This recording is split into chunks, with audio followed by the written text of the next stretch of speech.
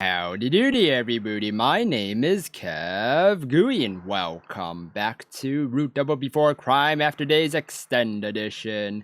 In the last episode, we came to the store and June said that, not another one.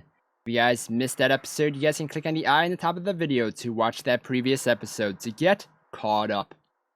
So right now, I believe what she's saying is that there's another huge mass death that happened here, and I'm not gonna like it. I'm not gonna like it. I hope it's not that. June pointed to the side of the lift as she said that in a trembling voice. Oh, okay. That I was I was not expecting that. I thought it was gonna be like another big death here. But thank goodness it's just that. Watase was rendered speechless at that sight. Oh, I was totally wrong. I was totally wrong again. What the heck? How was I super duper wrong? I thought it was... Who are you? Okay, so... I thought that picture meant that the panel was broken, they couldn't get in. But there's a girl right next to the panel? Oh, that's okay. I did not... Well, I mean, they didn't show it, so I was... Okay. Lying there was the body of a girl with what appears to be a gash on her stomach. Not good. How are you here? Why are you here? Oh, no.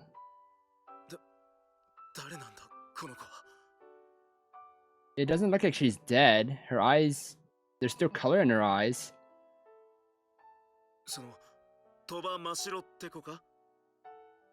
Mashiro Toba? But Ina, her face as white as a sheet, answered quickly in a low voice. Okay. Do you know who she is, Ina? Because I'm so sad right now.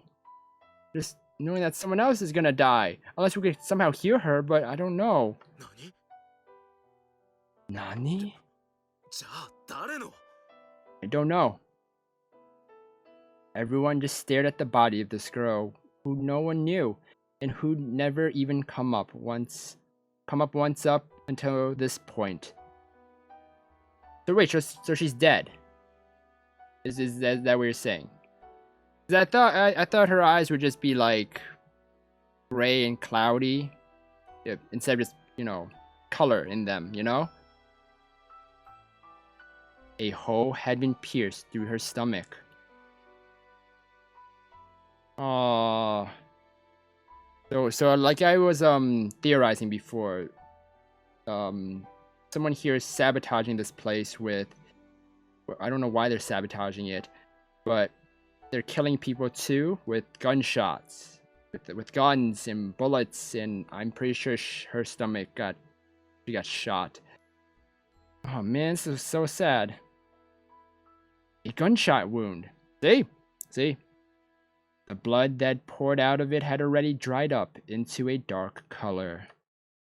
She had undoubtedly been murdered. Yeah, why? But when that happened was something that no one knew, and the bigger question was, why? Exactly, why? Why did someone kill this girl? Oh, why? The girl's face was completely expressionless. There wasn't a hint of fear or pain to be seen. Well, I'm pretty sure when she died, she kind of, her expression, changed to that. She just stared at the floor with hollow eyes. Everyone was utterly dumbstruck. The room was now as silent as a tomb. It wasn't long before Ukita let out another surprised gasp. Oh no, more deaths? Is it more deaths? He slowly staggered over to the panel. Oh, okay, so they see the panel now, or he sees it only. The lift's control panel that was lying next to the girl had been completely destroyed. as if someone had intentionally broken it. Ukita silently tried to work it. I don't think you can work that at all. I'm pretty sure someone just ripped it out. But nothing happened even after he pressed the switch. The lift didn't make a sound. You think pressing a switch would fix it? That? Really? Ukita then hit the panel in what seemed like resignation, then shook his head. A still air filled the small room yet again. You know her, Yuri? It was Yuri who broke up the silence.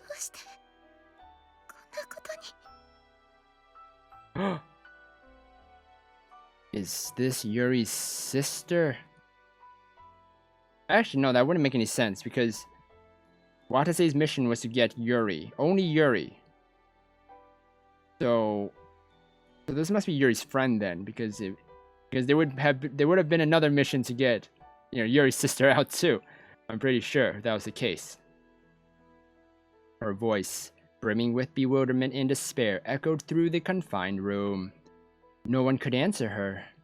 Everyone just stood absolutely still, overcome with shock. Yeah, I would too. That's not good. Oh, after Chapter 4, 12 o'clock chapter, 6 hours until lockdown is lifted. 6 hours. Can we make it? Will we actually make it? The end of hope. 9/16/2030, 12:15. The group had been guided by hope up until now. They had had faith that there must be an escape route somewhere, that survivors must still live, awaiting rescue somewhere. And the cargo lift they'd found at the end of their search should have been their only escape route. Yeah, I thought it was too easy for them just to get out. I'm pretty sure we still have to go to Area N. But it had already been destroyed. There had never been any hope to begin with. Instead, all they'd found there was the unidentified body of a girl. The group was frozen in total shock still. Everyone had been struck speechless by this unforeseen turn of events. Soon enough, Kazami... I think it's already too late, Kazami. Ran over to the girl with that declaration. She took off her vital check and put it around the girl's wrist. And, yep, as I thought. All 5 lights shone a bright red. Aww. She opened the girl's eyelids up wider and checked her pupils. Yep, she's dead. Kazami laid the girl down and spoke. I'm not sure. That's gonna help. I mean, did you check for rigor mortis yet? You should probably check that because that would really tell you if you can save them or not. I think.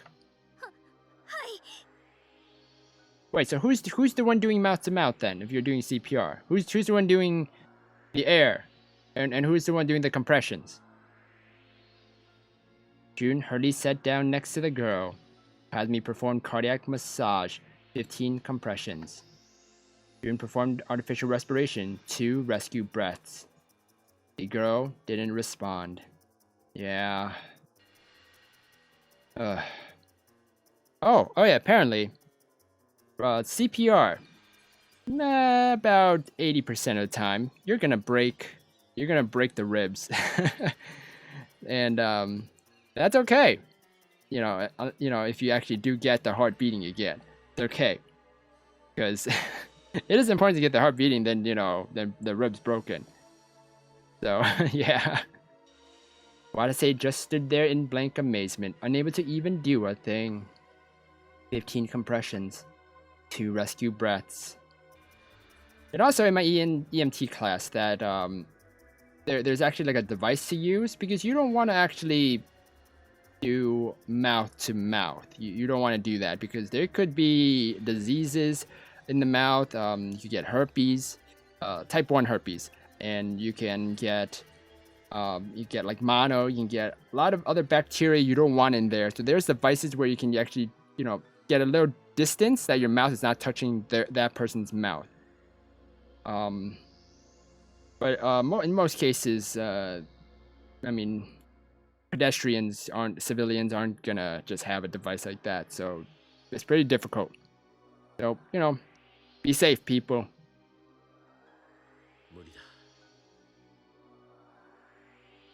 Ukita kneeled beside the girl and muttered that. Kazami and Jun ignored him and continued their CPR.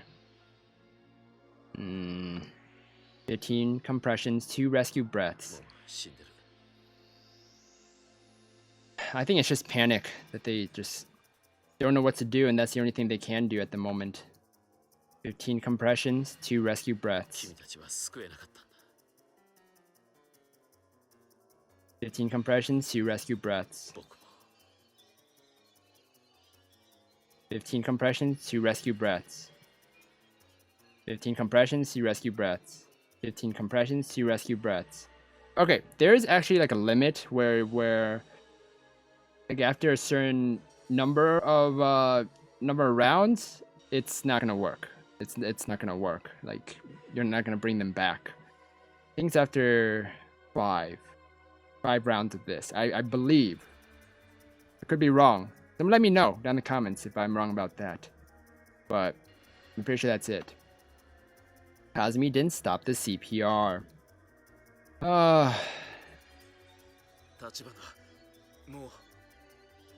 Yeah, it is too late, Kazami. Watase's words didn't seem to register with Kazami. Eventually, her watch alarm went off. Tachibana, AD の投与時間だ。聞こえてるか? Oi! Kazami? Watase took out one of the AD ampules and administered it to himself. He then injected Ina and Yuri with 2 other ampules. Yuri was so out of it that she didn't even offer up one of her usual protests. Yeah, you have to. Kazami didn't reply, but her lips faintly moved.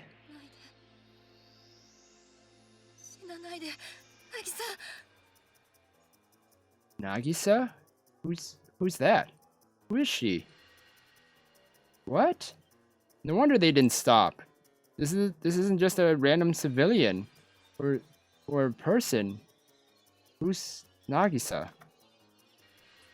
Jun's eyes widened at that moment.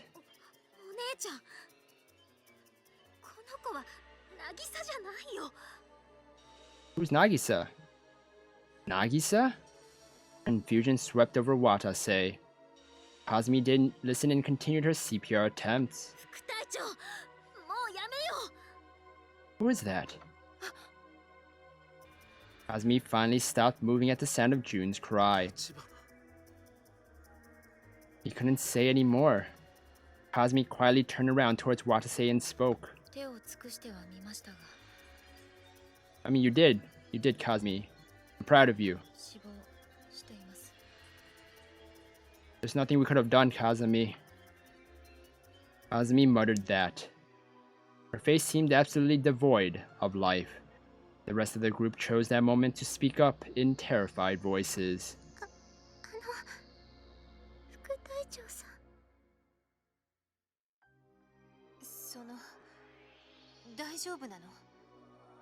I don't think so.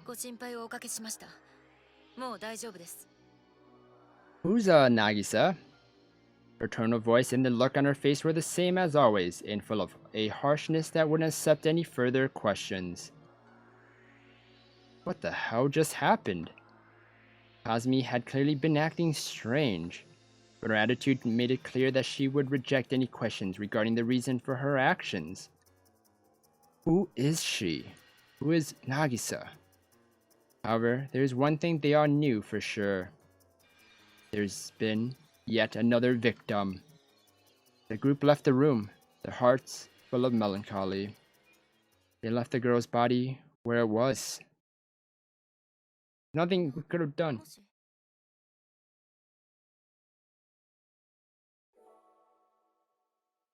The heck was that? Dark Clouds 1218. That was. What was that? Hello? That's what it said. Who was that? What was that? Well, I hope you guys enjoyed this episode of Root Double Before Crime After Days Extend Edition. I hope we get to find out who Nagisa is in the next episode, and hope we actually find people that are still alive.